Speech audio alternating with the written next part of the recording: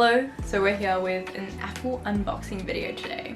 So I recently purchased the new iPad Air. So this is it, finally arrived in the mail.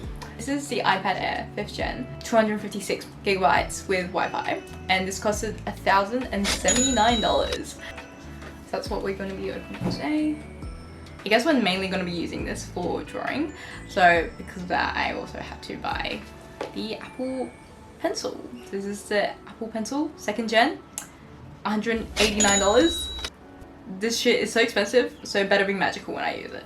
The last thing I got was the AirPods 2nd gen, and this is mainly for my mom because she somehow ran over her AirPods with her car, which is a lovely story. So this is for her.